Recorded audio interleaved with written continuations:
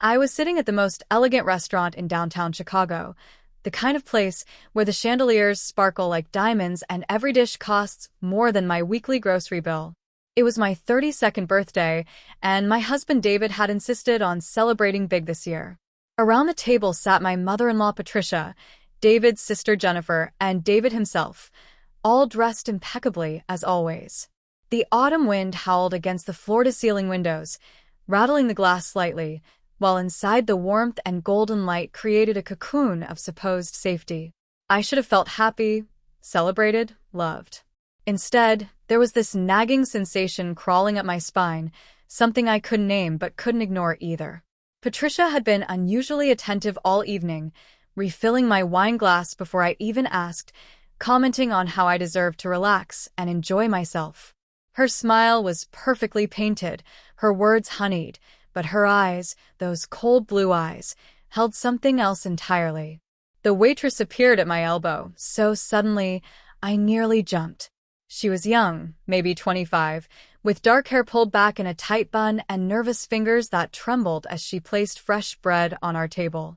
When she leaned close to set down my water glass, I felt the crinkle of paper pressed into my palm. My breath caught. I glanced down quickly and saw the hastily scrawled words on a torn piece of receipt paper. "Don't drink that." My heart slammed against my ribs, so hard I thought everyone at the table could hear it. The waitress's eyes met mine for just a fraction of a second, wide and urgent, before she hurried away toward the kitchen. My hands went cold. What did she mean? Don't drink what? I looked at the table, at the crystal wine glass Patricia had just filled for me, at the water glass, at the champagne flute waiting for the toast David had promised. My mind raced through possibilities, each more terrifying than the last. If you're finding this story gripping, help this channel grow by clicking that subscribe button right now. We're working toward 1,000 subscribers, and your support makes all the difference. Just hit that red button below and join this community. David was telling some story about a client at his law firm, his voice smooth and confident as always, completely oblivious to the storm brewing inside me. Jennifer laughed at all the right moments, her diamond bracelet catching the light. Patricia sat with perfect posture, her manicured fingers resting delicately on the stem of her own wine glass, watching me with an expression I couldn't quite read. Was it anticipation? Satisfaction? I felt like I was losing my mind. Maybe the waitress was crazy. Maybe this was some kind of mistake. But the way her hand had shaken, the fear in her eyes, it was real. Too real to ignore. I made a decision in that split second that would change everything. When Patricia turned to signal another waiter, I reached across the table as if adjusting the centerpiece, and in one smooth motion, I switched my wine glass with hers. The stems were identical, the wine the same deep burgundy. No one noticed. Or so I thought. 5 minutes passed like 5 hours. My pulse thundered in my ears. David raised his champagne flute and began his birthday toast, talking about love and partnership and how lucky he was to have me. I barely heard the words. I was watching Patricia, watching as she absently lifted what she thought was her glass and took a long, elegant sip. Nothing happened. She set the glass down, picked up her fork, took a bite of her salmon. I started to breathe again, feeling foolish, feeling paranoid. Maybe I had overreacted. Maybe the waitress really was just some confused kid, and I had let my imagination run wild. But then Patricia's fork clattered onto her plate with a sharp metallic sound that made everyone jump. Her hand went to her throat. Her eyes went wide, pupils dilating with sudden terror. "Patricia?" Jennifer's voice was sharp with concern. "Mom, what's wrong?" Patricia tried to speak, but only a strangled gasp came out. Her face was draining of color, turning from its usual porcelain complexion to a sickly gray. She stood abruptly, knocking her chair backward, clutching at the table for balance. David was on his feet instantly, his lawyer training kicking in even as panic flooded his features. Other diners were turning to look now, the elegant atmosphere shattering into chaos. Patricia collapsed. Just went down like a puppet with cut strings, her body hitting the plush carpet with a dull thump that I'll hear in my nightmares forever. Jennifer screamed. David was already on his phone calling 911, his voice shaking as he barked our location to the operator. And I just sat there, frozen, staring at the wine glass I had been about to drink from, understanding with perfect, horrible clarity that the waitress had just saved my life. The restaurant manager rushed over, other staff members forming a worried circle. Someone with medical training started CPR. The beautiful dining room had transformed into a scene of absolute pandemonium, with guests standing at their tables, some filming on their phones, others hurrying toward the exits. The chandeliers that had seemed so elegant moments ago now felt garish, spotlighting the tragedy unfolding on the carpet. I found myself thinking crazy thoughts, like how Patricia's Chanel suit was getting wrinkled, how she would hate that. David was kneeling beside his mother, tears streaming down his face, begging her to hold on. Jennifer was sobbing into her phone, trying to reach her father. And I was still holding that crumpled note in my hand, the ink slightly smeared from my sweaty palm, those 3 words burning themselves into my brain. Don't drink that. Your subscription really helps us reach our goal of 1,000 subscribers.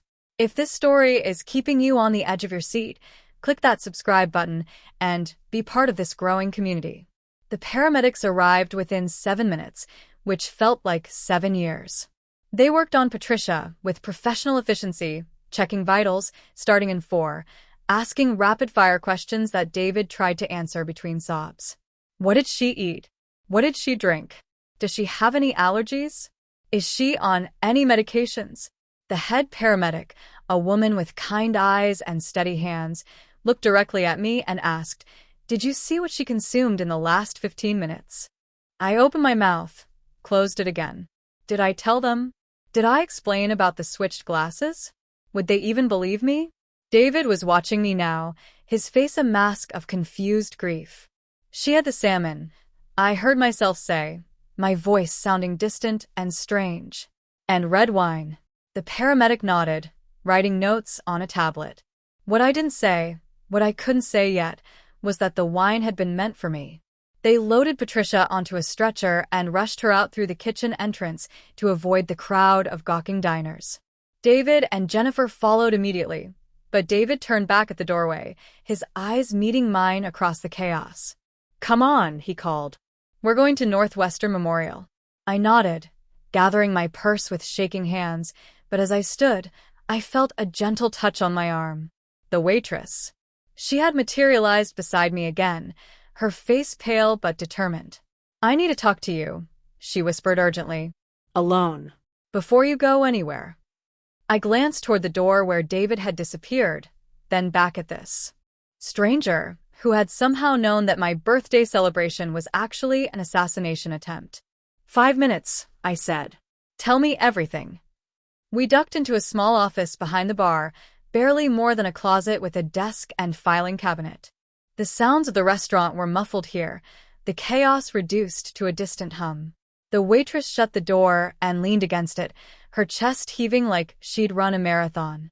Up close, I could see the fear etched into every line of her face, the way her hands wouldn't stop trembling. "My name is Sophie," she said quickly. "I've been working here for 2 years. 3 days ago, I was cleaning the private dining room upstairs and I overheard your mother-in-law on the phone." She paused, swallowing hard. "She was talking to someone about you. About your birthday dinner tonight. About making sure you didn't make it to your next birthday." The office seemed to tilt sideways. I gripped the edge of the desk to steady myself. "What exactly did you hear?"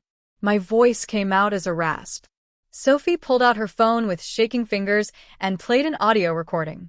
I heard it then, Patricia's cultured voice, unmistakable even through the slight distortion of the phone speaker. "The compound is tasteless and works quickly. We'll be here celebrating when she collapses. No one will suspect anything beyond a tragic medical emergency. David will be devastated, of course, but he'll inherit everything without that gold-digging wife draining the family fortune. By next month, this will all be behind us." My knees buckled and I sank into the desk chair, the room spinning around me. If you're shocked as I was, show your support by subscribing to this channel. We're building a community here, and every single subscriber helps us reach that goal of 1,000. Click that button now. I didn't know what to do, Sophie continued, her words tumbling out in a rush. I thought about going to the police, but with what? A recording I made without permission? Against Patricia fucking Caldwell, one of the richest women in Chicago? Her lawyers would destroy me. I'd lose my job, probably face charges myself. But I couldn't just let you die. Tears were streaming down her face now. So I watched. I came in on my day off. I volunteered to work your table. And when I saw her pour from that separate bottle she'd brought, the one she kept in her purse, when I saw her make sure your glass was filled from that bottle and hers from the regular restaurant wine, I knew. I knew it was happening right in front of me, and I had maybe seconds to stop it. I was crying too now, this stranger's courage overwhelming me. She had risked everything, her job, possibly her safety, to save someone she'd never met. You switched their glasses, Sophie said, her voice a mixture of awe and horror. I saw you do it. I didn't plan that far. I just knew you needed to know not to drink it. We sat in that tiny office, two women who should never have crossed paths, bonded now by attempted murder and split-second decisions. My phone was buzzing insistently in my purse. David calling, probably wondering where I was. But I couldn't move yet. I needed to understand the full picture. The person she was talking to on the phone, I asked. Did you hear a name? Any details? Sophie shook her head. No name. And I know this sounds crazy, but the voice on the other end sounded male, younger. Familiar with your routine, with the family dynamics. Patricia kept saying things like, you understand what needs to be done, and we've worked too hard to let her ruin everything. My mind immediately went to David, but I rejected the thought just as quickly. I'd seen his face when Patricia collapsed. That wasn't acting. That was genuine terror and grief. But who else in the family would have that kind of stake in getting rid of me? Jennifer? She'd always been cool toward me. But murder? Then it hit me. Patricia's business partner. Thomas. David's godfather, like a second father to him, and someone who had been increasingly vocal about his concerns that I was influencing David to make poor financial decisions, mainly my insistence that we donate more to charity and live somewhat below our means despite David's success. The pieces started clicking together with sickening clarity. Patricia and Thomas had been partners for 30 years, building a real estate empire worth hundreds of millions. David was set to inherit Patricia's share when she passed, and I, as his wife, would have significant influence over how those assets were managed. Patricia had made no secret of her disappointment in David's choice of spouse. I came from a middle-class background, put myself through college with loans and part-time jobs, worked as a social worker before meeting David at a charity event. To Patricia, I was not just unsuitable, I was dangerous, someone who might convince David to squander the family fortune on causes she deemed frivolous. And Thomas felt the same way. I'd overheard enough conversations, picked up enough context clues over the 3 years David and I had been married. They saw me as a threat to the Caldwell legacy. Make sure you're subscribed to this channel so you don't miss what happens next. We're so close to 1,000 subscribers, and your click really makes a difference. Hit that subscribe button right below this video. I need to go to the hospital, I said, standing on legs that still felt unsteady. But first, I need you to send me that recording. And then I need you to send it to yourself at a different email address, save it to a cloud drive, and give a copy to someone you trust who doesn't work here. Sophie nodded, understanding the gravity immediately. We exchanged information quickly, and within minutes I had the audio file forwarded to 3 separate email addresses I controlled. Evidence. Proof. The only thing standing between me and Patricia's lawyers claiming I was a hysterical, paranoid woman making baseless accusations against a pillar of Chicago society. Thank you, I said, taking Sophie's trembling hands in mine. You saved my life. I won't forget that. She hugged me, this brave stranger, and I felt her whole body shaking. Be careful, she whispered. If they tried once, they might try again. The drive to Northwestern Memorial Hospital took 20 minutes through downtown Chicago traffic. The October night had turned cold, frost forming on car windows, the city lights reflecting off the dark surface of Lake Michigan in the distance.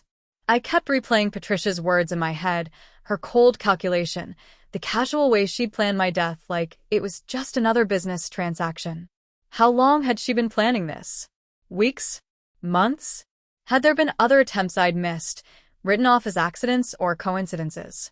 I thought about the time 6 months ago when I'd gotten violently ill after family dinner at Patricia's house, spent 3 days in bed with what the doctor said was food poisoning.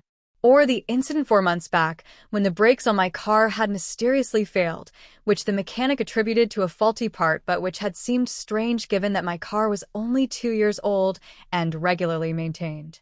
The hospital parking garage was nearly full. I had to circle up to the 4th level before finding a spot. My hands were still shaking as I locked the car and headed for the elevators. Inside, the fluorescent lights were harsh and unforgiving, reflecting off the sterile white walls. I could smell antiseptic and something else, something that hospitals always smell like sickness and fear and desperate hope all mixed together. The emergency room was chaos, as emergency rooms always are. I found David and Jennifer in a small waiting room, their faces hollow with shock. David stood when he saw me, and for a moment I wondered if he knew, if he'd been part of it. But when he pulled me into his arms, I felt his body shaking with sobs, felt the genuine terror radiating from him, and I knew. Whatever Patricia and Thomas had planned, David was as much a victim as I was. "They're pumping her stomach," Jennifer said, her voice flat with shock. "They think it might be poisoning, some kind of toxin. They're running tests." I sat down heavily in one of the uncomfortable plastic chairs, my mind racing. Should I tell them now? Should I explain about the switched glasses, about Sophie's warning, about the recording? But hospital waiting rooms aren't private. There were other families clustered nearby, nurses moving through with clipboards, the constant squawk of the PA system overhead. This conversation needed to happen, but not here. Not now. Not until I had all my pieces in place. "Did they say anything else?" I asked, trying to keep my voice steady. David shook his head. "Just that it's serious. That the next few hours are critical. They're treating it as suspected poisoning, but they won't know more until the toxicology comes back." If this story is keeping you riveted, help us grow by clicking subscribe. We're building toward 1,000 subscribers, and we can't do it without you. Just click that red button and join us. A doctor appeared in the doorway, still in surgical scrubs, her face professionally neutral. "Family of Patricia Caldwell?" We all stood at once. The doctor gestured for us to follow her to a more private consultation room, a small windowless space with a round table and several chairs. She closed the door carefully before speaking. "Mrs. Caldwell is stable for now. We've administered activated charcoal and begun treatment for what appears to be ricin poisoning." The word hung in the air like a bomb. Ricin, one of the most deadly toxins known, derived from castor beans, virtually untraceable unless you know specifically to look for it, and nearly impossible for a random person to obtain, but not impossible for someone with resources and connections. Ricin. Jennifer's voice cracked. How would my mother be exposed to ricin? The doctor's expression was carefully controlled. "That's a question for the police. They've been notified, and will want to speak with all of you." Of course. Suspected poisoning, especially with something as exotic and deadly as ricin, would automatically trigger a police investigation. I felt a strange sense of relief wash over me. I wouldn't have to figure out how to bring this to the authorities. They were already coming. "Will she survive?" David asked, his voice barely above a whisper. The doctor hesitated. "The next 24 hours are critical. Ricin poisoning has no antidote. All we can do is treat the symptoms and support her system while it fights the toxin. If she received a high enough dose, her organs will begin to fail. If the dose was smaller, or if enough time passed before absorption, she has a chance." A chance. Patricia Caldwell, who had planned my murder, who had procured ricin and poisoned wine and orchestrated what should have been my death, now fighting for her own life because of a switched glass and a brave waitress. 2 detectives arrived within an hour. One was a man in his 50s with graying hair and tired eyes, introducing himself as Detective Martinez. His partner was a woman in her 30s, sharp-eyed and alert, Detective Chen. They asked to speak with each of us separately, standard procedure they explained, to get clear recollections before memories became contaminated by group discussion. Jennifer went first, then David. I was third, led to an empty patient room that was being used as a makeshift interview space. The detective sat across from me, digital recorder placed on the table between us, and I made a decision. I was going to tell them everything. Not just what happened tonight, but Sophie's recording, my suspicions about Thomas, the previous incidents I now viewed through a different lens. Everything. Mrs. Caldwell, Detective Martinez began, his voice gentle but professional. Can you walk us through the events of this evening? I took a deep breath and started talking. I told them about the birthday dinner, about Patricia's unusual attentiveness with the wine, about the waitress slipping me the note, about the audio recording Sophie had made 3 days prior. I watched their expressions shift from polite attention to sharp focus as I spoke. Detective Chun was taking rapid notes, while Martinez leaned forward, his tired eyes suddenly very alert. You have a recording of Patricia Caldwell discussing plans to poison you? He asked, his tone carefully neutral. I pulled out my phone and played it for them, Patricia's voice filling the small room with its damning words. Subscribe now to see how this incredible story unfolds. We're working toward 1,000 subscribers, and your support means everything. Click that subscribe button and be part of this community. The detectives exchanged a long look. Mrs. Caldwell, Detective Chin said slowly, are you aware that you just confessed to switching the glasses? That your mother-in-law is currently fighting for her life from poison that was, according to your own statement, intended for you, but which she ingested because you switched your glass with hers. The room temperature seemed to drop 10 degrees. I had saved my own life, but in doing so, had I committed a crime? I didn't poison her, I said, my voice shaking now. I switched the glasses because I was warned not to drink from mine. I didn't know what was in it. I didn't know it would. I suspected it was dangerous, but I acted on instinct. Martinez held up a hand. We're not accusing you of anything, but this situation is complex. Legally complex. You're going to need a lawyer. A lawyer? Of course. My husband was a lawyer, but he couldn't represent me in this. The conflict of interest was massive given that his mother was the victim or perpetrator, depending on how you looked at it. My head was spinning. I'd come to the hospital to support my husband, had planned to tell him everything in private, to navigate this nightmare together. Instead, I was being told I needed legal representation because technically, even though I was the intended victim, I was the one who had caused Patricia to ingest the poison. I want to help your investigation, I said carefully. That's why I'm telling you everything. Patricia Caldwell tried to kill me. She obtained ricin. She brought poisoned wine to the restaurant. She made sure I would drink from the poisoned glass. If I hadn't been warned, if I hadn't switched the glasses, I would be the one in that emergency room dying. Or more likely already dead. Detective Chin nodded, her expression sympathetic but professional. We understand that. And the recording you've provided will be crucial evidence. But you need to understand your position here.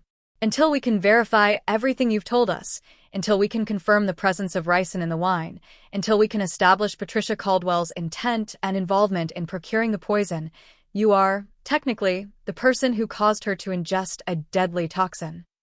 The words settled over me like a shroud. Martinez continued, here's what's going to happen. We're going to get a warrant to search Patricia Caldwell's home, her office, her car, her phone records. We're going to interview this waitress, Sophie, and get her formal statement. We're going to test the wine from the restaurant and establish beyond any doubt that it contained ricin.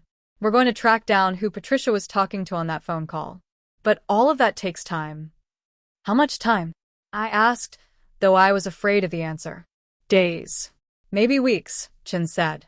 In the meantime, you need to be very careful about what you say and to whom. Don't discuss this case with anyone except your attorney. Not your husband, not your friends, not on social media. Nothing. I nodded, feeling like I was trapped in a nightmare that kept getting worse. Can I see my husband now? Martinez stood, gathering his recorder. Yes. But remember what Detective Chin said. Don't discuss the case. I know that will be difficult given the circumstances, but it's crucial. They left me sitting in that sterile room, alone with my thoughts and my terror, and the growing realization that saving my own life might have destroyed it in a completely different way. Don't forget to subscribe to this channel as we continue this gripping story. Your subscription helps us reach 1,000 subscribers and keeps content like this coming. Just click that button below. David was in the waiting room when I emerged, his head in his hands, shoulders shaking with silent sobs. I sat beside him and took his hand, and he turned to me with such devastation in his eyes that my heart broke for him. He was losing his mother, whether to death or prison, and he had no idea yet about the full depth of her betrayal. "They won't tell me anything more," he said, his voice hoarse. "Just that she's critical. That we should prepare for the worst." I squeezed his hand, wanting desperately to tell him everything, but hearing Detective Chen's warning in my head. "Not yet." "Not here." "I'm so sorry," I whispered, and I meant it. Sorry that his mother was dying. Sorry that she'd hated me enough to try to murder me. Sorry that the truth, when it came out, would shatter whatever remained of his family. The night dragged on with agonizing slowness. Nurses came and went with updates that weren't really updates. Patricia's condition was critical but stable. Critical but unchanged. Critical but declining slightly. The language of medicine wrapped around the simple truth that she was dying, her organs shutting down one by one as the ricin did its work. Jennifer sat in rigid silence, staring at nothing. David paced, made phone calls to relatives, paced some more. I stayed in my plastic chair, thinking about Sophie, about that crumpled note, about how different this night would have been if she hadn't been brave enough to intervene. I would be the one dying. David would be grieving his wife instead of his mother. And Patricia would be sitting here playing the devastated mother-in-law, consoling her son, probably already planning how to help him move forward with a more suitable partner once a decent interval had passed. Around 3 a.m, my phone buzzed with a text from an unknown number. "This is Detective Chen. We executed the warrant on Patricia Caldwell's residence. Found a locked box in her bedroom safe containing castor beans, equipment consistent with ricin extraction, and notes detailing dosage and delivery method. You were right. We'll need your formal statement tomorrow, but I wanted you to know, you're not the suspect here." "She is." I read the text 3 times, tears streaming down my face. Validation. Proof. Evidence that I wasn't crazy, wasn't paranoid, was in fact the intended victim of a calculated murder attempt by my own mother-in-law. But the relief was mixed with a crushing sadness. Because David didn't know yet. Didn't know that his mother was a would-be murderer. Didn't know that the poison killing her was meant for his wife. Didn't know that his whole family structure was built on lies and conditional love and ultimately a willingness to commit murder to protect wealth and status. Dawn broke over Chicago in shades of pink and gold, the sunrise reflecting off Lake Michigan and the glass skyscrapers downtown, beautiful and indifferent to the human dramas playing out in the hospital below. At 6:15 a.m., the same doctor from the night before came to find us. Her face told us everything before she spoke. "I'm very sorry," she said quietly. "Patricia Caldwell passed away at 6:03 this morning. We did everything we could, but the organ damage was too extensive. The ricin shut down her kidneys and liver. There was nothing more we could do." Jennifer made a sound like a wounded animal and collapsed into the nearest chair. David stood frozen, his face completely blank with shock. And I sat there feeling a confusing tangle of emotions. Grief for my husband's loss, horror at what had happened, relief that I was alive, guilt that my action, even in self-defense, had killed someone, and underneath it all, a growing rage at Patricia for putting us all in this position with her greed and prejudice and murderous intent.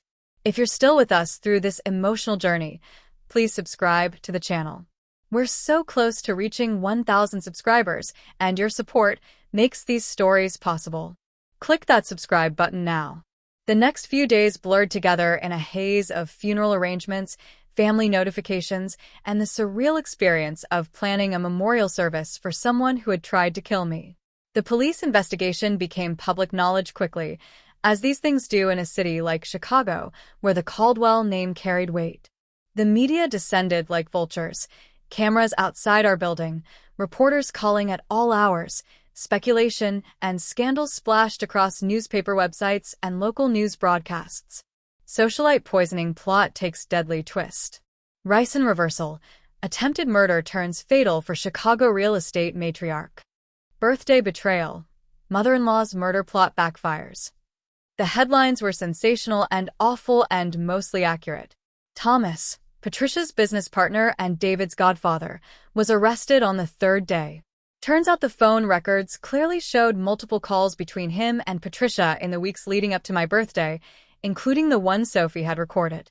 More damning, they found text messages on Patricia's phone discussing the plan and eliminating the problem, as well as evidence that Thomas had used his connections to source the castor beans from an overseas supplier. He'd been the one to help Patricia extract the ricin, to plan the delivery method, to ensure the poison would be untraceable. All because they believed I was going to convince David to squander the family fortune on charity work and social causes instead of continuing to build the real estate empire they'd spent decades creating. David fell apart when he learned the truth. I came home from giving my formal statement to the police to find him in our bedroom. Patricia's old photo albums spread across the bed, sobbing over pictures of his childhood. She loved me, he kept saying, over and over. I know she could be difficult, I know she was controlling, but she loved me. How could someone who loved me do this? I sat beside him, putting my arm around his shoulders, and said the only thing I could. She loved you. And she loved the vision she had for your life more than she loved you making your own choices. It doesn't make sense, but it's the truth. We cried together then, for different reasons but with the same grief, mourning the loss of his mother and the death of any illusions we'd had about family and love and how far people would go to maintain control. Sophie became something of an unexpected hero in the media narrative. The brave waitress who risked her job to save a stranger's life. The restaurant, after initial panic about the scandal, embraced the publicity and gave her a substantial raise and a promotion to shift supervisor. She and I met for coffee a week after Patricia's death, two women bonded by extraordinary circumstances. I keep thinking about it, she said, stirring her latte nervously. If I hadn't been in that private dining room, if I hadn't heard that phone call, if I'd been too scared to act, you'd be dead, and they would have gotten away with it. I reached across the table and squeezed her hand. But you were there. You did hear. And you were brave enough to act. You saved my life, Sophie. I'll never be able to repay that. Remember to hit that subscribe button if you're invested in this story. We're building a community here, and we're almost at 1,000 subscribers. Your click makes a real difference. The trial of Thomas Brennan became one of Chicago's most watched legal proceedings. David, despite his grief, despite his shattered illusions, testified against his godfather with a quiet dignity that made me love him even more. He detailed the conversations he'd overheard about their concerns with my influence, the way Thomas and Patricia would exchange meaningful looks when I spoke about wanting to increase our charitable giving, the subtle and not-so-subtle pressure to convince me to sign a post-nuptial agreement that would essentially cut me out of any inheritance. Jennifer testified too, reluctantly, admitting that their mother had expressed concerns about me for years, though Jennifer swore she'd never imagined it would escalate to murder. The prosecution presented the physical evidence, the castor beans, the extraction equipment, the dosage notes in Patricia's handwriting, the phone records, Sophie's recording, the wine bottle from the restaurant that tested positive for a lethal dose of ricin. Thomas's defense tried to argue that Patricia had acted alone, that he'd merely been a concerned friend listening to her worries, that the phone calls and texts were misinterpreted. But the evidence was overwhelming. The jury deliberated for less than 6 hours before returning a verdict of guilty on charges of conspiracy to commit murder and illegal production of a biological toxin. He was sentenced to 30 years in federal prison. At 68 years old, it was essentially a life sentence. I felt no satisfaction watching him led away in handcuffs, just a hollow sadness at the waste of it all. Two people who'd had everything, wealth and status and success, had destroyed themselves and nearly destroyed me because they couldn't accept that David loved someone from a different social class, someone who valued different things, someone who threatened their carefully constructed legacy. David and I went through months of couples therapy, working through the trauma and betrayal and complicated grief. He struggled with anger at his mother, guilt over not seeing the warning signs, fear that somehow he'd contributed to my near-death by not protecting me from his family's toxicity. I struggled with hypervigilance, with nightmares where I drank from the poison glass, with survivor's guilt over Patricia's death, even though rationally I knew I'd simply defended myself. We learned to talk about the hard things, to be honest about our fears and our pain. We grew closer in the crucible of crisis, learning that true partnership means standing together even when your world is falling apart. Or maybe especially then. Jennifer and I developed an unexpected friendship through it all. She'd lost her mother and learned terrible truths about the woman who raised her, and found herself questioning everything about her family's values and priorities. She started volunteering at a homeless shelter, working with populations she'd previously ignored. I kept thinking, she told me over lunch one day, that if Mom had put even a fraction of the energy she spent protecting the family money into actually helping people, into being a good person instead of just a rich person, she'd have died surrounded by genuine love instead of dying from her own poison. It was a harsh assessment, but not unfair. Patricia Caldwell's legacy was now forever tied not to her business success, but to her failed murder plot. Please subscribe to this channel if you've made it this far in the story. We're so close to that 1,000 subscriber milestone, and your support means the world. Just click that red subscribe button below. I eventually left my social work position and started a nonprofit focused on helping victims of family violence, including the financial abuse and coercive control that often precedes physical violence. I used part of David's inheritance, the same money Patricia had killed to protect, to fund programs that helped people escape dangerous family situations. There was something deeply satisfying about taking the resources she'd valued above my life and using them to help others in similar positions. David supported the work wholeheartedly, finding his own healing in the knowledge that something good was coming from something so terrible. He scaled back his law practice to spend more time on the nonprofit's board, using his legal expertise to help victims navigate restraining orders and estate disputes. The restaurant where it happened, despite the initial scandal, actually saw an increase in business from the publicity. People morbidly curious, I suppose, wanting to dine where such a dramatic event occurred. I only went back once, a year after that terrible birthday, to meet Sophie for dinner. The manager comped our entire meal and sent over champagne, which we didn't drink.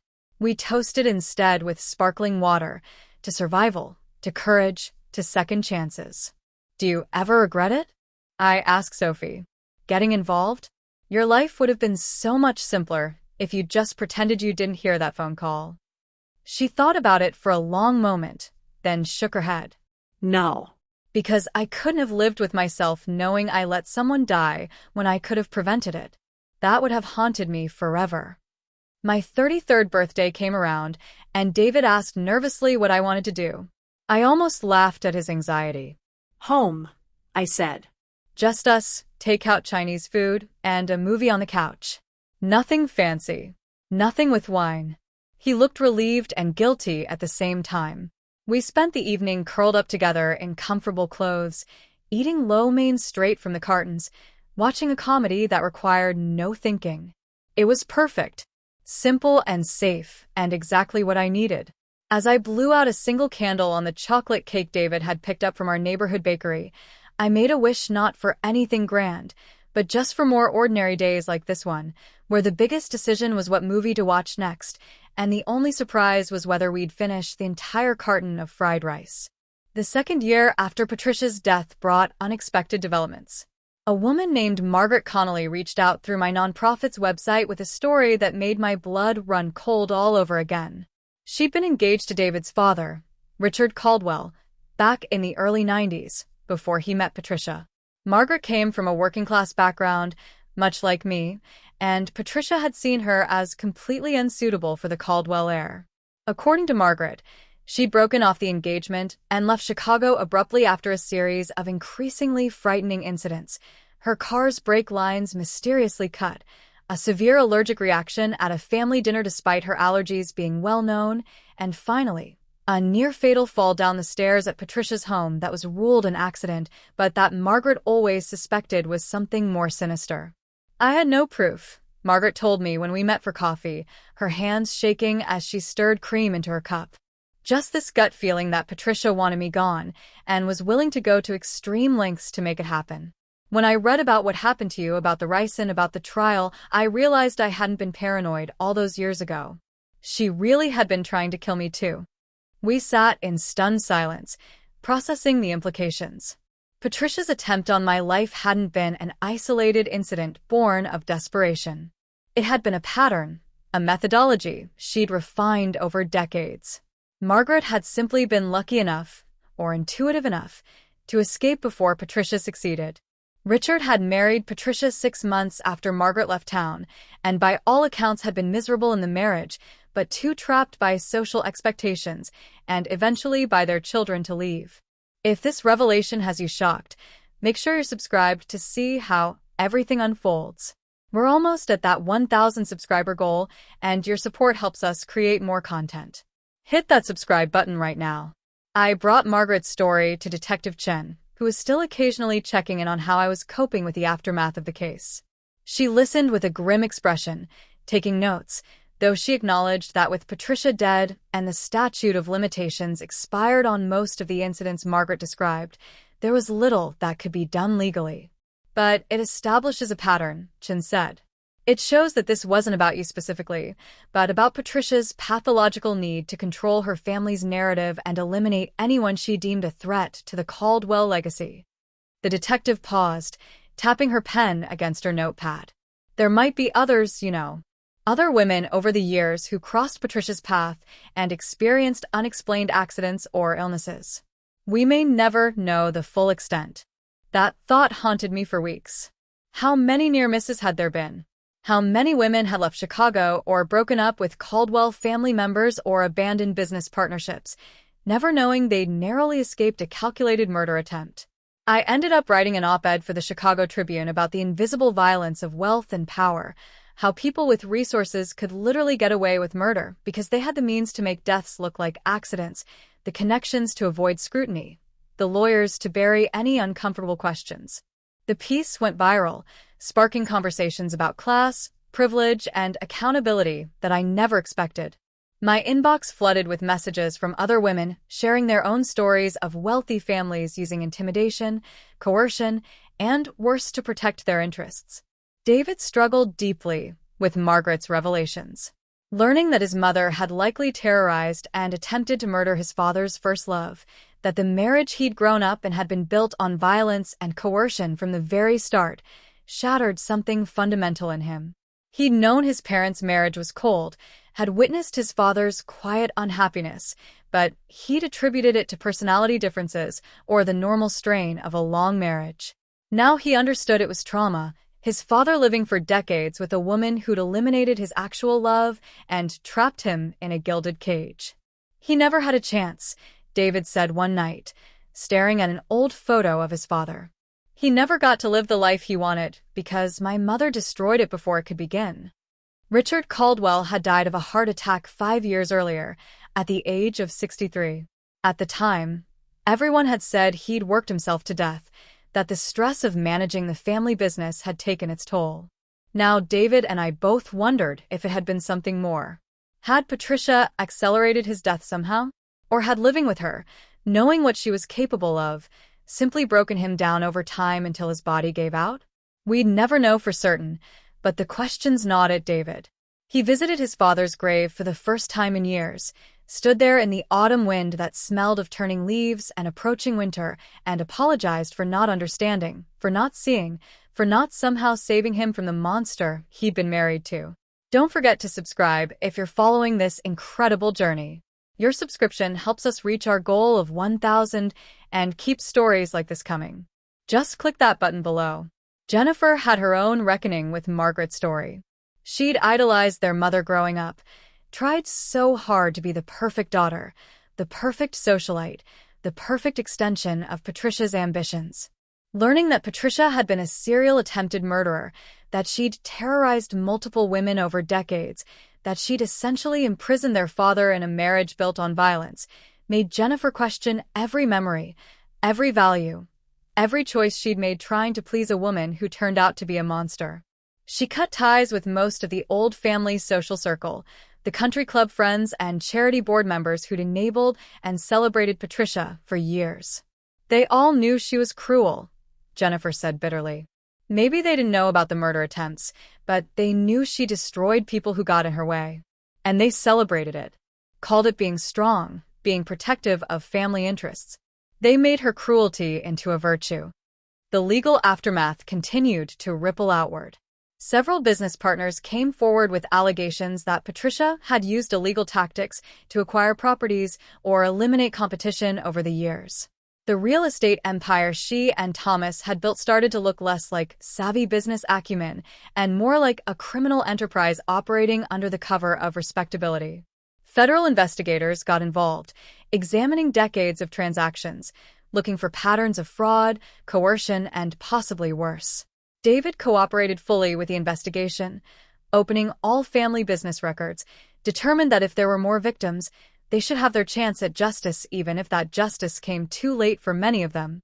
The nonprofit I'd started grew beyond anything I'd initially imagined. We expanded from family violence support to broader advocacy around economic abuse and the way wealth could be weaponized against vulnerable people. We helped victims navigate complex estate disputes where powerful families tried to cut them out of inheritances. We provided legal support for people dealing with coercive control and financial manipulation. We partnered with other organizations to document and expose patterns of abuse among wealthy families where resources allowed perpetrators to act with impunity. The work was exhausting and often heartbreaking, but it felt like the most important thing I'd ever done. Every person we helped felt like a small redemption, a way of transforming my own trauma into something that could help others avoid or survive similar situations. Sophie became the nonprofit's director of outreach, using her own story to inspire others to speak up when they witnessed wrongdoing.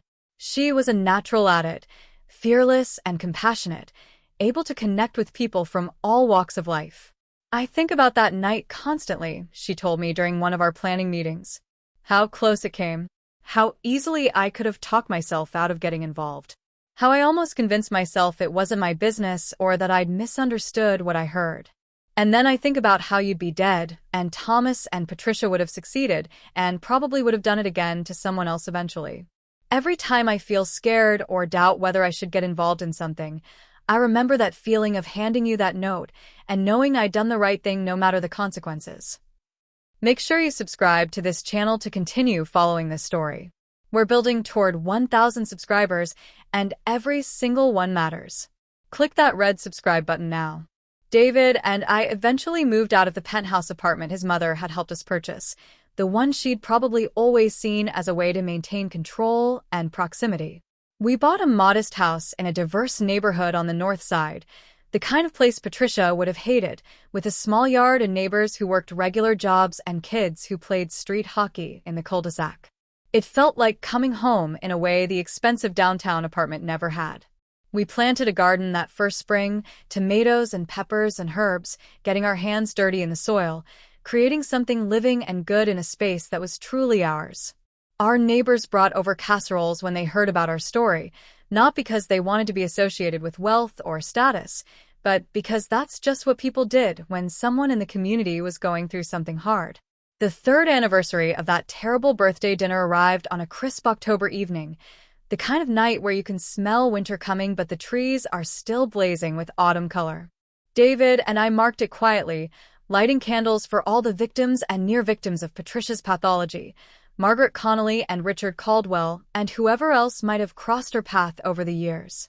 We'd learned through the federal investigation that there were at least 2 other suspicious incidents involving women who'd dated Caldwell family members or been involved in business disputes with Patricia, though nothing could be proven conclusively anymore. The candles flickered in our kitchen window, small lights against the darkness, a reminder that bearing witness matters even when justice is incomplete. Jennifer joined us for dinner that night, bringing her new girlfriend Sarah, a public defender who worked with low-income clients and had no interest in the social scene Jennifer had left behind.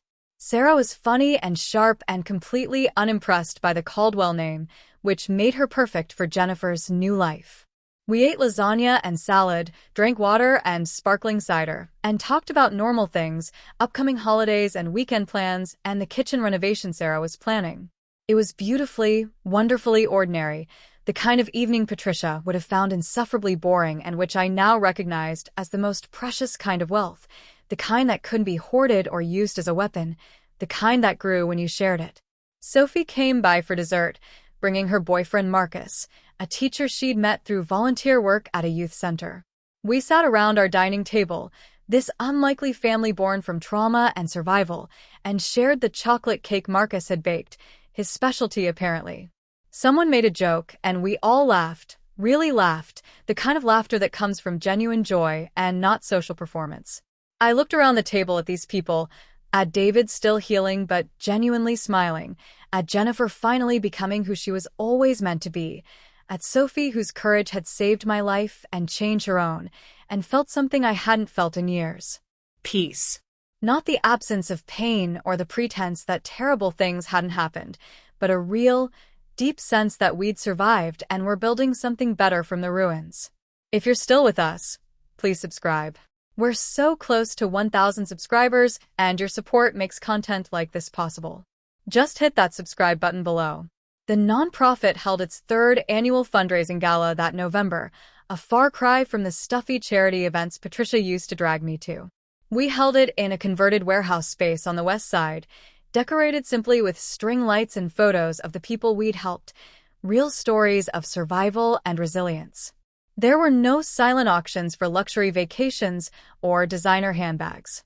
Instead, we had a spoken-word poet who'd survived family violence, a panel discussion with legal experts on economic abuse, and small group conversations where survivors could share their experiences and advice.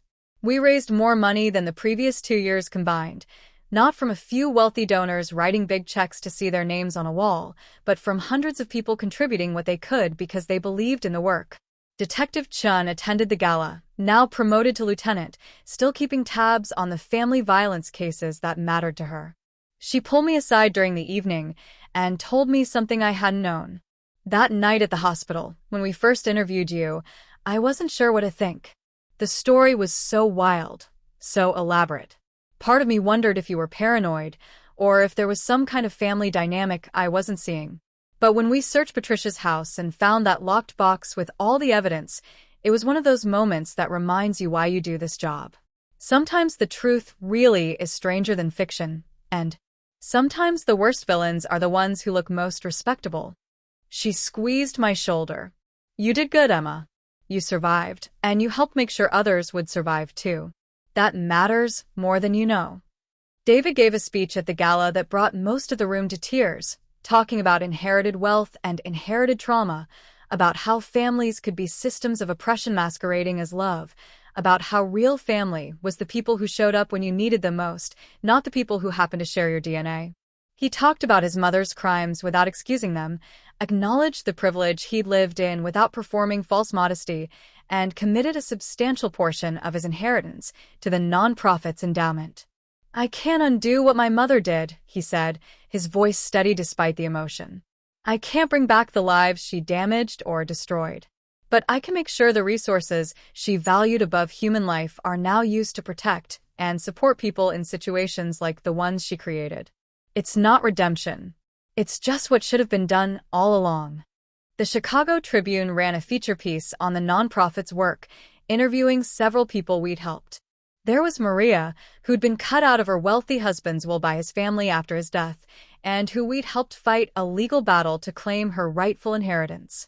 There was James, whose parents had used their financial resources to control and manipulate him for decades, threatening to disinherit him every time he made a choice they disagreed with, until our lawyers helped him establish financial independence and set boundaries. There was Keisha, whose mother-in-law had tried to take custody of her children by claiming poverty made her an unfit parent, and who we'd helped prove that economic status had nothing to do with her excellent parenting. Stories of ordinary people fighting against systems designed to protect the powerful, winning against odds that should have been impossible. Subscribe now if you want to hear more stories like this one. We're building a community of people who believe in justice and accountability, and we're almost at 1,000 subscribers. Your click makes a difference. Thomas Brennan's appeals were denied one by one. He remained in federal prison, reportedly in poor health and isolated, his former friends and business associates having all distanced themselves once his conviction was final. I felt no triumph in his suffering, just a tired sense that justice, imperfect as it was, had been served. He'd tried to help commit murder and had been held accountable, which was more than could be said for many people who used wealth and power to harm others. Sometimes I wondered if he had regrets, if he lay awake in his prison cell thinking about how different his life could have been if he'd just accepted that David loved me, that people's worth wasn't measured by their bank accounts or family pedigrees. But mostly I didn't think about him at all. He'd taken up enough space in my life already. Margaret Connolly became a friend and occasional volunteer with a nonprofit. She'd built a good life after leaving Chicago, married someone who actually loved her, had kids and grandkids now, but she said being able to talk about what had happened, being believed and validated after years of wondering if she'd imagined the danger, was healing in ways she hadn't expected. I blamed myself for so long, she told me during one of her visits to Chicago. Thought I'd been paranoid or oversensitive. Patricia was so good at making you doubt your own perceptions, at gaslighting you into thinking you were crazy for noticing the pattern. Knowing I was right, that my instincts saved my life, it changed something fundamental in how I trust myself. We sat in the nonprofit's office, drinking tea, two women who'd survived the same predator separated by decades, finding connection and healing in shared truth. The 5th anniversary of that October night arrived with surprising speed. Time has a strange quality after trauma, simultaneously crawling and flying, every day feeling long while years slip past before you realize it. David and I had talked about renewing our vows, creating a new memory to layer over that terrible birthday, but in the end we decided against it. Our marriage had been tested in ways most people couldn't imagine, forged in fire and betrayal, and somehow come out stronger. We didn't need a ceremony to validate that. Instead, we spent the day volunteering together at a homeless shelter, serving lunch to people who Patricia would have crossed the street to avoid, finding meaning in small acts of service and connection. It felt right, felt like the best way to honor how far we'd come and who we'd chosen to become. Sophie got promoted to executive director of the nonprofit when I stepped back to focus on policy work and advocacy at the state level. She was brilliant at it, bringing her frontline perspective and genuine empathy to every decision. Under her leadership, the organization expanded to 3 more cities, helping hundreds of people annually navigate the intersection of family violence and economic abuse. She spoke at conferences and universities, telling her story of that October night, inspiring other people to trust their instincts and speak up when they witnessed wrongdoing. The worst thing we can do is look away, she'd say. The worst thing we can do is decide it's not our business when someone's in danger. Because if we all decide that, the predators win every single time. David's father, Richard, was exhumed and re-examined at David's request, with Jennifer's reluctant support. The second autopsy found elevated levels of certain medications that, while not definitively proving poisoning, were consistent with gradual toxin exposure over time. The medical examiner couldn't rule it a homicide after so many years, but the report noted that the medication levels were inconsistent with prescribed dosages and suggestive of external administration.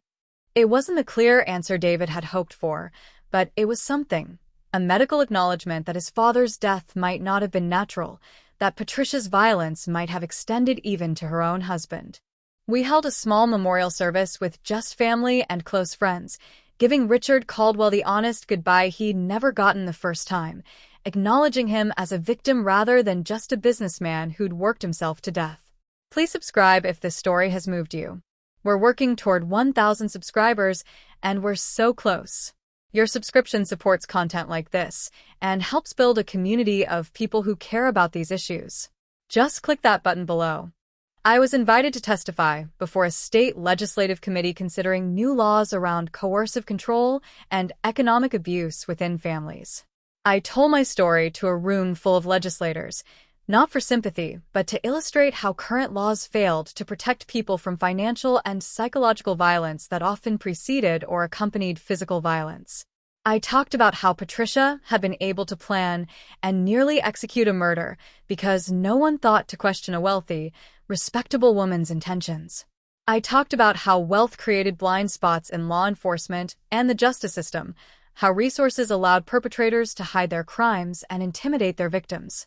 Several new laws passed that session, expanding definitions of domestic abuse to include economic coercion, strengthening protections for people fighting inheritance disputes with powerful families, and requiring better training for law enforcement on recognizing patterns of abuse in wealthy households. Jennifer married Sarah in a small ceremony at our house, in the garden David and I had planted that first spring. It was intimate and genuine, just 30 people who actually mattered to them, no social performance or status signaling required. Jennifer wore a simple dress she'd bought off the rack, and she'd never looked happier or more herself. During her vows, she talked about learning to build a life based on authenticity rather than appearances, about finding love that didn't require her to be anyone other than who she was. Sarah cried.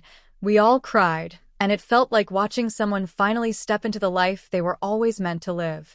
The wedding Patricia would have planned for Jennifer would have been at the country club with 300 guests and $10,000 worth of flowers. This backyard ceremony with folding chairs and potluck dishes was worth infinitely more because it was real. The nonprofit published a comprehensive report on financial abuse in wealthy families, documenting patterns and case studies collected over 5 years. The data was sobering. In families with net worth over $10 million, nearly 30% of inheritance disputes involved allegations of undue influence, coercion, or manipulation. In families with net worth over $50 million, that number climbed to 45%. The report got national attention, sparking conversations about how wealth concentration enabled abuse, how estate laws often protected perpetrators rather than victims, how the assumption that rich people didn't experience domestic violence created dangerous blind spots. Several law schools added the report to their curriculum, using it to teach future lawyers about the intersection of family law and economic power. David joined the board of an organization working to reform wealth inheritance and estate tax laws, using his insider perspective to advocate for systems that didn't enable multi-generational hoarding and the abuses that often accompanied it. He'd come full circle from the young lawyer who'd once defended the structures that protected family wealth at all costs, now working to dismantle some of those very protections. My mother taught me one final lesson, he said during a panel discussion at Northwestern Law School, his alma mater. She taught me that systems designed to protect wealth above all else will inevitably protect abusers, because abuse and control are often how that wealth is maintained across generations. If we want to stop enabling violence, we have to be willing to question the entire structure, not just its most extreme outcomes. Subscribe to this channel if you believe in these important conversations. We're almost at our goal of 1,000 subscribers, and your support helps us continue bringing stories that matter. Click that subscribe button now. On what would have been my 40th birthday, 8 years after that terrible October night, David surprised me with something I never expected. He tracked down the exact table where we'd been sitting that night at the restaurant, which had since closed and was selling off its furniture and fixtures. He bought the table, refinished it himself in our garage, and turned it into our new dining room table. At first I thought it was macabre, a weird memorial to trauma. But when he explained his thinking, it made a strange kind of sense. This table was where everything changed, he said. Where Sophie's courage and your quick thinking saved your life. Where my mother's evil plan fell apart. Where we started the journey that led to all the good work we're doing now. It's not a memorial to her or to that night. It's a memorial to survival and transformation. Every time we share a meal here with people we love, we're reclaiming that moment and making it mean something different. We christened the table with a dinner party that included Sophie and Marcus, now married with a baby girl they'd named Emma in my honor, which had made me cry for an hour when they told me. Jennifer and Sarah came with their newly adopted twin boys, rambunctious 5-year-olds who ran through our house with the kind of chaotic joy that Patricia would have found horrifying and which I found delightful. Margaret drove up from Indianapolis with her husband Tom, and even Detective Chen, now Commander Chen, stopped by with her wife. We crowded around that refinished table that had once been the site of an attempted murder, and we ate and laughed and told stories, and the weight of history felt lighter somehow, transformed by love and intentionality and the determination to make beauty from ashes. The waitress who'd saved my life sat at that table holding her daughter, and the woman who'd been targeted for murder sat at the head, and the family that had been shattered by violence and greed was slowly rebuilding itself into something healthier, and it felt like the most radical act of resistance possible. We weren't just surviving. We were thriving in spite of everything, or maybe because of it, having learned through terrible experience what actually mattered and what was worth fighting for. The food was good, simple pasta and salad and garlic bread, nothing fancy. The conversation was better, real talk about real lives, no performance required. And when we raised our glasses to toast, it was with water and juice and the occasional glass of wine that no one had any reason to fear. I thought about Patricia sometimes, wondering if she'd ever had moments of genuine joy or if every interaction had been calculated, transactional, filtered through the lens of status and control. I thought about what a waste it was, all that intelligence and energy directed toward maintaining appearances and eliminating threats rather than building anything real or lasting. Her legacy was a cautionary tale, a documented example of how wealth without wisdom or compassion could corrupt completely, how viewing people as obstacles or assets rather than human beings led inevitably to monstrous choices. Every time I thought about her, I recommitted to living differently, to choosing connection over control, generosity over greed, authenticity over appearances. If you've stayed with us through this entire journey, thank you. Please subscribe to reach that 1,000 subscriber goal. Your support means everything and helps us create more meaningful content. Just click that red button below. The nonprofit continued to grow, eventually expanding to 12 cities and helping thousands of people annually. We developed training programs for law enforcement, created legal resources for attorneys handling complex family violence cases, and partnered with universities to conduct research on economic abuse and coercive control. Sophie's daughter grew up knowing she was named for a survivor, raised with stories about courage and speaking up and doing the right thing even when it's scary. David and I never had children, a choice we made together after much discussion, deciding that our work was our legacy and that we could do more good in the world without the divided attention that parenting would require. Jennifer's boys called us aunt and uncle anyway, and we spoiled them appropriately, teaching them through example about what family should actually mean. I wrote a book about my experience, not as a memoir but as an analysis of how systems of wealth and power enable violence and how we might reform those systems to better protect vulnerable people. It was published by a university press and became required reading in several graduate programs for social work and family law. I did speaking engagements around the country, telling pieces of my story as illustrations of larger structural problems, always emphasizing Sophie's courage and the importance of bystander intervention, always noting that my survival was equal parts luck and the bravery of someone who barely knew me but chose to act anyway. The book didn't make me famous or rich, but it contributed to important conversations and helped shift some thinking about family violence and economic abuse, and that felt like enough. On the 10th anniversary of that October night, the restaurant that had closed was being renovated into a new space, a community center focused on supporting victims of violence. The developers reached out to ask if I'd be willing to speak at the opening, to tell the story of what had happened there and how that terrible night had catalyzed so much change. I agreed, with the condition that Sophie speak too, that her part of the story be centered as much as mine. We stood together in what had been the elegant dining room and was now a bright community space with support group meeting rooms and legal consultation offices, and we told our intertwined stories to a crowd of supporters and survivors and advocates. Evil can happen anywhere, Sophie said, her voice steady and clear. But so can courage. So can kindness. So can the decision to get involved even when it's not your problem and not your business. That choice, to see someone in danger and act, that's what changes everything. I added my part, talking about survival and recovery and the long work of healing and transformation. Patricia Caldwell tried to kill me because she saw me as a threat to her wealth and her vision for her family. She failed, and that failure revealed the rot at the heart of her empire. But the real story isn't about her. It's about Sophie's courage. It's about David's integrity in facing terrible truths about his family. It's about Jennifer's willingness to grow and change. It's about Margaret's survival and validation. It's about Detective Chen's commitment to justice. It's about the hundreds of survivors we've helped through the nonprofit.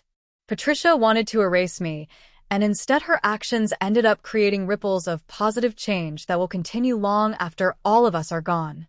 That's not redemption for her. She doesn't get redemption, but it's transformation for the rest of us, and that matters. Make sure you're subscribed to this channel. We've come so far together toward that 1,000 subscriber milestone. Your support has made content like this possible. Hit that subscribe button and be part of this community. Commander Chen announced her retirement that year, 25 years with the Chicago Police Department, and I attended her retirement party along with dozens of other people whose lives she'd impacted.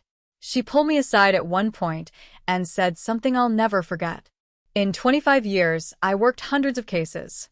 Solved most of them. But yours is the one that taught me the most about how privilege and power operate, how the assumptions we all carry about wealthy people being somehow more law-abiding or less dangerous than poor people are not just wrong but actively harmful. I changed how I approached every case after yours. Started questioning my assumptions, looking deeper into families that seemed perfect on the surface, taking seriously allegations that I might have previously dismissed as interpersonal drama. You helped me become a better cop and a better person. So, thank you for that. David and I traveled to Indianapolis to visit Margaret and Tom, spending a long weekend with them, swapping stories about our lives, finding healing in the connection between survivors. Margaret showed us photo albums from her life after leaving Chicago, her wedding and her kids growing up and grandchildren being born, the full rich life she'd built after escaping Patricia's violence. I used to have nightmares about what my life would have been if I'd stayed, she said over dinner one night. Married to Richard, with Patricia as a mother-in-law, probably dead within a few years from some convenient accident. Or maybe I'd have just slowly withered under her control, lost myself completely trying to meet her impossible standards. Leaving Chicago was the hardest thing I ever did, but it saved my life. She reached across the table and squeezed my hand. I'm glad you survived too. I'm glad Sophie was brave. I'm glad the truth came out. I'm glad Patricia's evil didn't win. We visited Richard's grave while we were there, the three of us who'd loved him standing in the quiet cemetery while birds sang in the trees overhead. Margaret brought flowers, her first visit to his grave, and she talked to him like he could hear her. I'm sorry I left you with her, Richard. I'm sorry. I didn't know how to save you too. But I'm glad your kids are doing better now, glad they're building lives she can't control anymore. I hope you're at peace, wherever you are. I hope you know that you were loved, really loved, not just controlled and possessed. David cried, and I cried, and Margaret cried, and it felt like a final goodbye, a release of the last bits of pain and regret, and wondering what if. The foundation David established using his inheritance funded dozens of other organizations doing similar work around the country, supporting survivors, advocating for policy changes, conducting research, training professionals. He gave away more than 80% of what he'd inherited, keeping just enough for a comfortable but not extravagant lifestyle, fulfilling Patricia's worst fears about what I'd encourage him to do with the family money. Except it wasn't my influence. It was his own moral clarity, earned through painful experience about what wealth should be used for and what kind of legacy actually mattered. Jennifer did the same with her inheritance, directing the majority toward causes Patricia would have hated: LGBTQ advocacy and criminal justice reform and affordable housing initiatives. The Caldwell fortune that Patricia had killed to protect ended up funding exactly the kind of social change she despised. There was a certain poetic justice in that. Subscribe now if you've been moved by this story. We're so close to 1,000 subscribers, and every single one counts. Your click supports this work and helps us reach more people. Just hit that button below. Sophie's work with a nonprofit evolved into national speaking and training, teaching other service workers about recognizing signs of danger and developing protocols for intervention. She created this silent signal training program adopted by restaurants and hotels across the country, teaching staff how to safely help guests who might be in dangerous situations. Her story inspired a documentary that aired on Netflix, bringing even more attention to the issues of family violence and bystander intervention. She handled the publicity with grace, always directing attention back to the larger issues rather than making it about herself. "I didn't do anything extraordinary," she'd say in interviews. "I just did what anyone should do when they see someone in danger. The extraordinary part is how rare that is, how often people look away. We need to change that." My 40th birthday celebration was everything that terrible 32nd birthday should have been, would have been if Patricia hadn't been plotting murder. We gathered everyone who mattered, not at an expensive restaurant but at our home, that modest house in the diverse neighborhood that had become our sanctuary. The refinished table, that memorial to survival and transformation, groaned under the weight of potluck dishes everyone brought. Kids ran through the yard chasing fireflies in the October dusk. Adults sat on the porch drinking wine that no one feared and sharing stories that made us laugh until we cried. It was loud and messy and imperfect and absolutely beautiful. As I stood on that porch watching my chosen family, the people who'd walked through fire with me and come out the other side still holding on, I thought about the girl I'd been 8 years ago. She'd been so eager to be accepted by David's family, so willing to change herself to fit their expectations, so desperate to prove she was worthy of inclusion in their world. She'd had no idea that her worthiness wasn't in question, that their judgment said everything about them and nothing about her. I wished I could go back and tell her to trust herself, to recognize danger, to understand that some families are traps disguised as acceptance. But she'd had to learn it the hard way, had to survive attempted murder to understand that being true to yourself matters more than fitting into someone else's vision. David came up behind me and wrapped his arms around my waist, resting his chin on my shoulder. "What are you thinking about?" he asked softly. I leaned back into him, into the solid warmth and safety of a man who'd faced the worst truths about his family and chosen love over loyalty to their dysfunction. "I'm thinking about how far we've come," I said. "About how many people it took to get us here. About how grateful I am for every person in this yard right now. About how weird and wonderful it is that attempted murder led to all this good." He squeezed me tighter. "She wanted to end your story. Instead, she just gave it a different beginning. Everything that came after, everything we built, it's all because Sophie was brave and you were quick and we refused to let hate win." Please make sure you're subscribed. We're building something special here, working toward that 1,000 subscriber goal. Your support means everything. Just click that subscribe button. Someone called us inside for cake, the chocolate cake that had become our tradition, simple and homemade and perfect. We gathered around the table, around that transformed piece of furniture that held so much history, and sang off-key and joyful. I closed my eyes to make a wish, and for the first time in 8 years, I didn't wish for safety or healing or justice. Those things had been won, earned through hard work and courage and time. Instead, I wished for more of this, more ordinary moments with extraordinary people, more chances to help others, more years to keep building the kind of legacy that actually mattered. Not wealth or status or family name, but connection and impact and love. The candles flickered as I blew them out, 40 small flames extinguished in a breath, smoke curling up toward the ceiling. Everyone cheered. The cake was cut and distributed. Conversations resumed, laughter filled the house, and life continued in its beautiful, messy, imperfect way.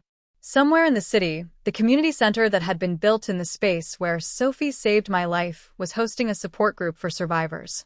Somewhere, the nonprofit we'd created was helping someone escape. Continue.